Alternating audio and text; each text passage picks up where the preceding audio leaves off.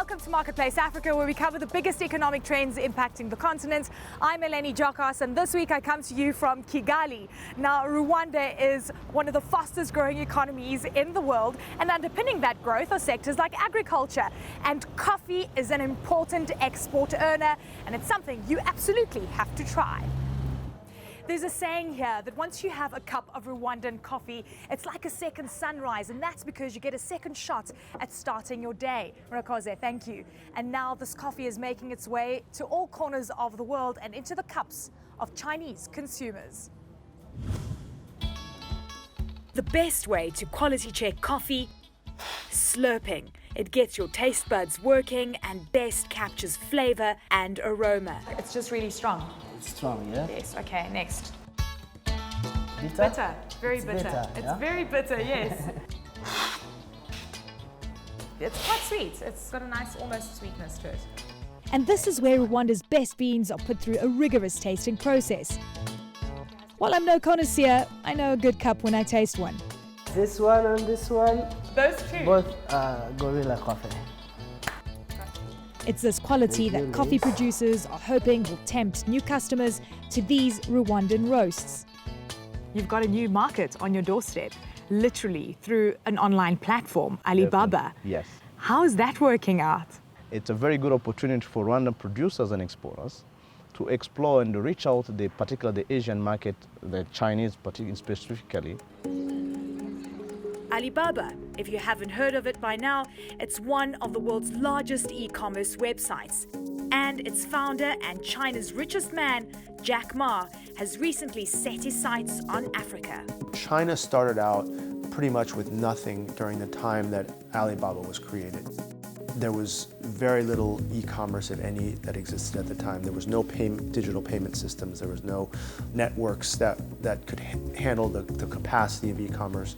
And there was no sort of big data ecosystem. 20 years later, it's more than 43% of the world's total e-commerce transaction volume.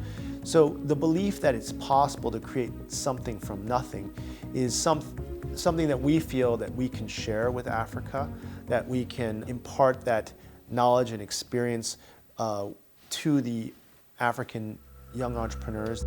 So with that belief, Alibaba, together with the Rwandan government, launched the Electronic World Platform last year. The Electronic World Trade Platform is a vision that Jack had for the world for building a community or a network that would promote inclusive trade and inclusive development for countries all over the world. The idea behind it really is how to leverage the internet to include the 80% of the companies, small businesses, entrepreneurs that were not able to participate in global trade in the prior decades. That means a local company like Gorilla Coffee is now connected to 1.3 billion Chinese consumers. As you know, China is the most populated country in the world. So gaining a China market, it's a huge opportunity for us. So this is the beginning, and in the coming years we are expecting to get our sales increased. Gorilla's Coffee sources beans from farmer cooperatives across Rwanda and processes them here to get the roast just right. Even a single degree can make a difference in the flavor. After preheating, the valve opens automatically. Perfect. Then we start the roasting.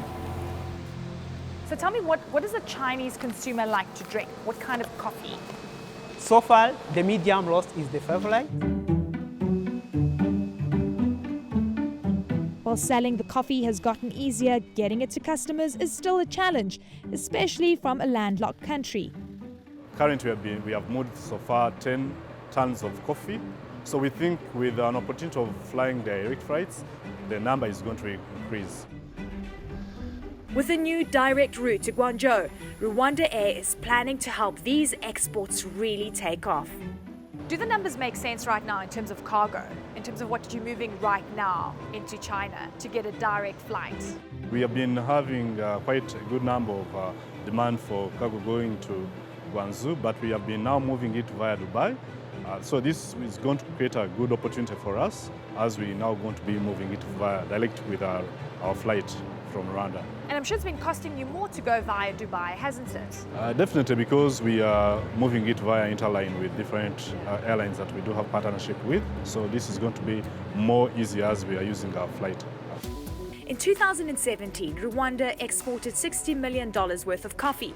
And while there's potential in China, the US is still currently consuming most of the country's caffeine. Do you think that the China would ever take over the US in terms of demand for Gorilla's coffee? If you are marketing your product on an e-commerce platform such as Alibaba, then you know that you have a big outreach. Yeah. So probably China may overtake USA. But the ultimate goal, whether it's in the East or West, Rwanda coffee producers believe everyone deserves a second start to their day. We are looking for, at any means, we can reach out the coffee lover somewhere, particularly those who have not even yet discovered our Rwandan profile. By whatever means we can reach them, I think that's our prime goal. So you want a cup of Rwandan coffee everywhere in the world? Our focus is to produce such high quality, unique coffee that somebody is looking at. Cheers. Cheers again. Just ahead on Marketplace Africa, how Tunisian companies' aircrafts are in demand around the world.